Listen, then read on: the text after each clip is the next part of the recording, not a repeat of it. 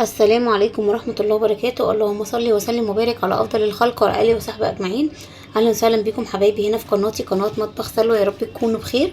النهاردة بقى هنعمل إيه؟ هنعمل أكلة كده حلوة جدا جدا جدا، موفرة جدا جدا واقتصادية وجميلة جدا، وأكلة قديمة جدا جدا جدا وتحفة تحفة تحفة.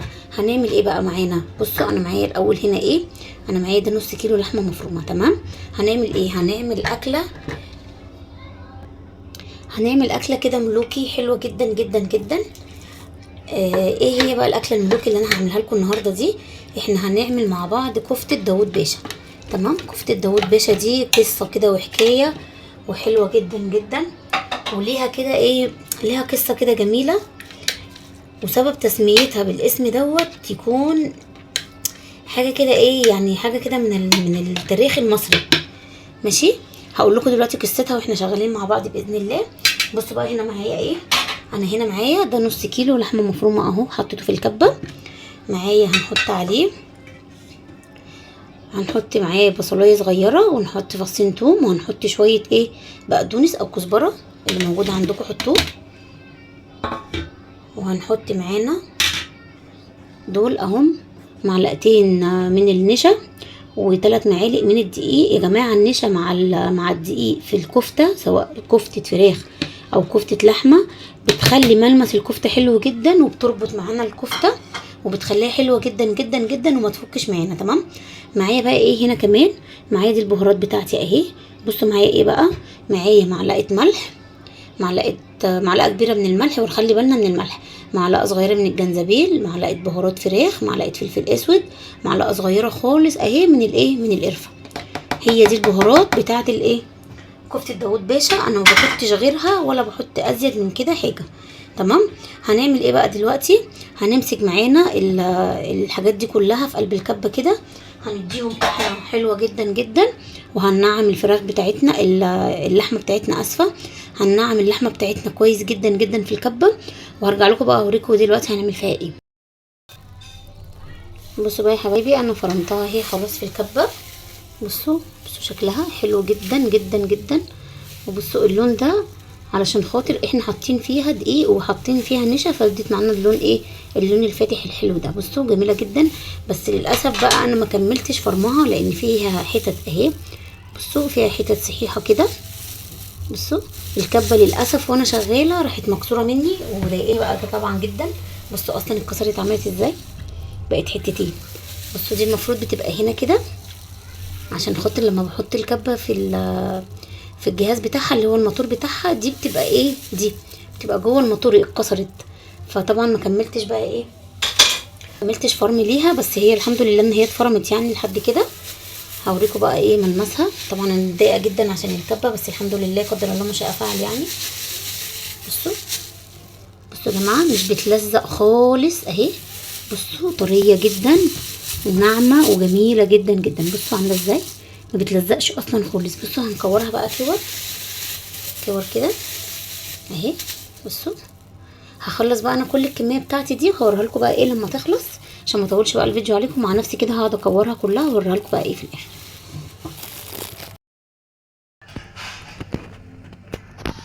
بصوا يا حبايبي بقى، معايا الكميه بتاعت الكفته بتاعتي اهي، عملتها كلها كور زي ما انتم شايفين كده، كرات كده. بصوا اللهم بارك، اللهم صل على النبي. بصي طلعت قد ايه، نص كيلو ما شاء الله، طلعت كتير جدا جدا. حلوه جدا جدا زي ما قلت لكم، موفره. مش معنى موفره ان هي موفره في الفلوس، بس هي ممكن تكون اللحمه غاليه، لان اللحمه طبعا غاليه. فالنص كيلو ده ممكن مثلا ايه، يعني انا جايبه النص كيلو ده ب150، فالنص كيلو ده ب150. بس هيرمي معاكي كميه حلوه محترمه، وهتاكلوا وتشبعوا طول اليوم انتي وولادك، وهتوفري على نفسك اكله. يعني ما جبتيش اكل من الشارع، عملتي اكله في البيت حلوه واقتصاديه وموفره. وبعدين هوريكم دلوقتي هنعملها ازاي، وهنحط فيها ايه عشان نزود الكميه بتاعتها برضو. احنا مش هنستكفى بقى ان احنا عملناها كده، عشان تكفي معاكي اليوم بتاعك وتكفي معاكي الغدوه بتاعتك. يلا بقى نروح مع بعض على البوتاجاز عشان نشوف هنعملها ازاي. مبدئيا بس كده قبل ما نروح على البوتاجاز، انا سبتها في التلاجة نص ساعه عشان انا مستعجله. لو انت مش مستعجله سيبيها ساعه تتشمع كده مع نفسها، وبعد كده ابتدي اشتغلي فيها. فانا سبتها نص ساعه بالظبط، وهبتدي بقى اشتغل فيها دلوقتي اهو. نروح مع بعض بقى نشتغل على البوتاجاز، نشوف هنعمل فيها ايه. واحنا بقى بنشتغل على البوتاجاز اقول لكم قصه بقى كفتة داوود باشا دي جت منين، واصلها كان ايه، واكلة كانت بتتعمل ازاي، وجت مصر ازاي، ودخلت مصر ازاي.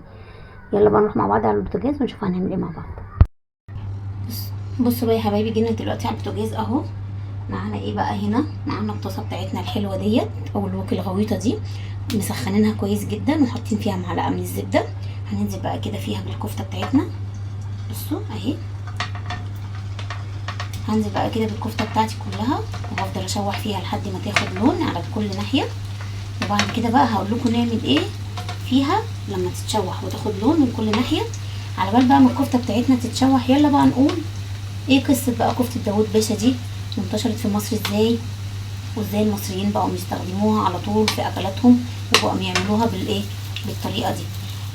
بصوا بقى، يرجع اسم كفته داوود باشا دي للدوله العثمانيه.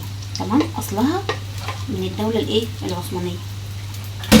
الدوله العثمانيه زمان يا جماعه كان فيها والي عثماني، كان متميز جدا مع الناس بتوعه، كان بيعامل الناس كويس جدا، وكان مشهور بحبه للايه، للاكل، وكان بيهتم جدا بالمطبخ الايه، العثماني. فكان دايما كل يوم لازم ياكل الكفته بتاعته ديت المشهور بيها، اللي هي ايه، كفته داوود باشا. فكان بيأمر الناس اللي هي شغاله عنده في القصر، الطباخين وكده، ان هم يعملوا له الكفته دي كل يوم. كان لازم ياكلها كل يوم على الايه، على الاكله بتاعته. نعلي بس كده النار عشان ايه، انا عايزاها تاخد وش كده على طول. فكان بيأمر ايه الطباخين بقى بتوعه ان هم يعملوا له الاكله بتاعته دي كل يوم على الاكل، فما كانش بياكل غيرها. وكان لما بيطلبها منهم كان لازم يعملوها له بنفس المقادير وبنفس كل حاجه، ولما كانوش بيعملوها بنفس المقادير كان بيخلي يومهم ما بيعديش زي ما بيقولوا. فجي في يوم قال ايه، انا هعمل خطه عشان خاطر اخلي الاكله بتاعتي دي تنتشر مع الناس. فعمل ايه، امر الطباخين بتوعه هما بيعملوها كل يوم يحطوا في قلبيها خاتم فضه، وهينده لحد من اهل البلد بتوعه او من اهل الدوله ان هم يقعدوا ايه، ياكلوا عنده، وهيقدم لهم طبق الكفته ده، واللي هيجي في حظه الخاتم الفضه ده هيبقى بالنسبه له ايه، بقى هديه بايه، حلوه جدا من الايه، من الولي العثماني بتاعها. فلما كان بيجي قدامهم الخاتم ده في الكفتايه اللي بتيجي في الطبق بتاعهم، فكان الولي ده كان بيديها لهم ايه، هديه. ومن هنا الناس خرجت كل شويه بقت تتكلم ويقولوا احنا بناكل عند الوالي بتاعنا العثماني كفته حلوه جدا، وبيبقى حاطط لنا فيها جايزه، الجايزه دي بتبقى خاتم فضه. فايه، الناس قعدت تتكلم على الكفته، والكفته ديت اسرارها ايه، طلعت بره القصر بتاعه. تمام، فلما طلعت بره القصر بتاعه الناس خلاص بقت ايه، عرفتها، واسرار الكفته دي طلعت بره ايه، بره القصر بتاعه. فعشان احنا دولة، يعني احنا المصريين كمصريين بقى بنحب ايه، بنحب يعني ايه، نفنن في الاكل. فحصل ايه بقى، طبعا المطبخ العثماني بيمتزج، بيبقى واخد ايه، خليط بين الاناضول بلاد الشام. فجم الاتراك وهم بيسافروا، وهم رايحين اي مكان بيسافروه لازم ياخدوا جزء من ايه، من اكلهم او اكله من اكلاتهم في اي مكان بيروحوه. فمن هنا بقى ايه، انتشرت الاكله اللي هي ايه، داوود باشا دي. الاتراك نشروها عن طريق الدوله العثمانيه، دخلت جوه مصر، بقت مشهوره جدا مع المصريين. هي اي نعم اصلها من الدوله العثمانيه، واساسها معموله في الاتراك، كانوا بيعملوها الاثنين، كانوا بيعملوها الدوله العثمانيه والاتراك هم اللي عملوها. بس هو الامير اللي هو او الوالي العثماني ده كان بيحبها جدا وكان بياكلها. اساسها الاتراك هم اللي كانوا بيعملوها. تمام، دخلت بقى مصر عن طريق ايه، ان الاتراك بيتنقلوا باكلاتهم بين كل دولة والتانية. واحنا عشان شعب مصري ذكي وبيحب ان هو ياخد ثقافات كده من كل العالم ومن كل الدول اللي حوالينا، خدنا ثقافة ايه، كفتة داوود باشا. فبقت كفتة داوود باشا احنا مشهورين بيها كمصريين، انتشرت جدا في مصر، بقت من الاكلات المفضلة للمصريين. احنا بقى خدناها بالطريقة بتاعتها اللي هي معروف بيها، ان هي بتتعمل بكرات من اللحمة، وبيتحط عليها البصل، وبيتحط عليها ثوم وملح وفلفل وكزبرة او بقدونس، وبتتعمل في صوص كده حلو. هعمله دلوقتي معاكم الصوص ده. هي دي اساسها الصوص بتاعها. من غير اي حاجه. احنا بقى كمصريين بنحب بقى نزود في الاكل بتاعنا كميه، بنحب نزود قيمه غذائيه، ضفنا لها حاجات تانية بقى، في اللي ضاف لها بطاطس، في اللي ضاف لها جزر، في اللي ضاف الاتنين، في اللي عملها كده زي ما هي كاكله تركيه. انا بقى خدت مزيج من الايه، من الاتراك ومن المصريين، وبعملها بالحاجتين، بعملها بالجزر وبالبطاطس. هنشوف بقى دلوقتي احنا مع بعض اهي الكفته بتاعتنا. بصوا اللهم بارك، بصوا خدت لون حلو جدا، جميله جدا جدا. ايه رايكم بقى في قصتها اهي؟ بصوا خدت اللون الحلو ده. طلع لكم واحده كده بالمعلقه تشوفوها اهي. بصوا ولا فكه ولا سايبه عن بعضيها ولا اي حاجه. بصوا ماسكه نفسها وجميله جدا اهي. هقلبها بقى كده بالراحه لحد ما تاخد بقى ايه اللون كل الذهبي كده الحلو اللي انتوا شفتوه ده، عشان بقى ما اطولش عليكم الفيديو. هقلبها وارجع لكم بقى تاني. بصوا الحاجات اللي اتحمرت كلها، بصوا خدت لون من كل ناحيه. هنجيب بقى حاجه كده هنطلعها كده فيها اهي.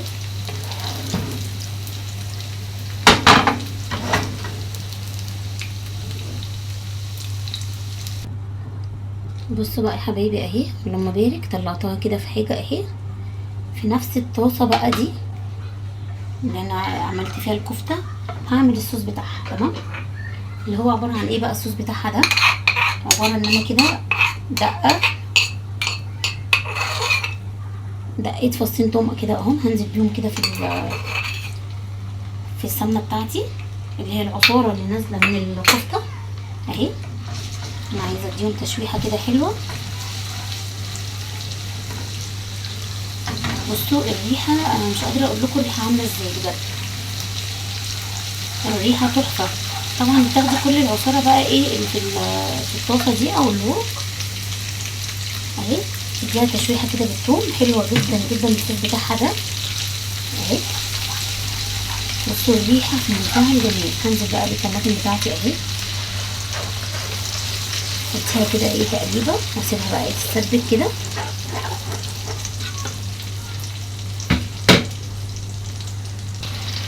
بصوا بقى هنزل عليها ايه، هنزل عليها بالملح، وهنزل عليها بمكعب لحمه، مكعب ماجي، وهديها شويه فلفل اسود. دي كده ايه التوابل بتاعتها والبهارات اللي انا ايه هحطها فيها تمام.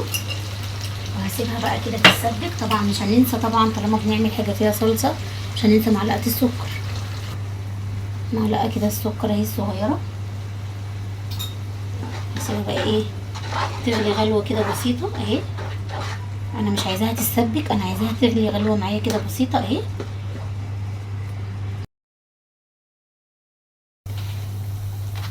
بصوا بقى يا حبايبي معايا اهي الصلصه بتاعتي اهي غليت، خدت غلوتين 3 كده حلوين. بصوا بقى دي الاضافه اللي انا بزودها لها بقى عشان خاطر تكتر معايا وتبقى قيمه غذائيه اعلى، وفي نفس الوقت الولاد يشبعوا منها. بحط ايه بقى، بحط جزر مع بطاطس، بسقط كده الجزر مع البطاطس كلهم مكعبات كده قد بعض. نخلي بالنا بس واحنا ايه واحنا بنقطعهم نخليهم قد بعض بالظبط. انا مش عايزه حاجه تبقى اكبر من حاجه عشان خاطر الجزر والبطاطس يستووا الاتنين نفس السوا كامل، ما تبقاش حاجه نيه والتانيه ايه مستويه تمام اهي. هياخدوا بقى غلوه واروح نازله بيهم عليهم بالكفته. طبعا الكفته تعتبر مستويه 3/4 ايه سوا اللي احنا شوحناه في الايه في الطاسه فيها، والخضار دوت لسه ايه يعتبر ني. فانا هديله غلوه واحده بس كده بسيطه، بعد كده هنزل بقى ايه بالكفته بتاعتي. بصوا بقى الخضار بتاعي خد غلوه اهي محترمه. معانا بقى الكفته بتاعتنا الجميله دي. بصوا اللهم بارك الكميه. هنزل بقى كده عليها بالراحه. طبعا اي حاجه في الصينيه هننزلها، اي بهاريز نازله سمنه اي حاجه. عايزين ناخد كل العصاره اللي في قلب الصينيه. بصوا بقى انا مش هقلب خالص الكفته، انا هسيبها كده اهي هتستوي منها فيها مع البطاطس ومع الجزر.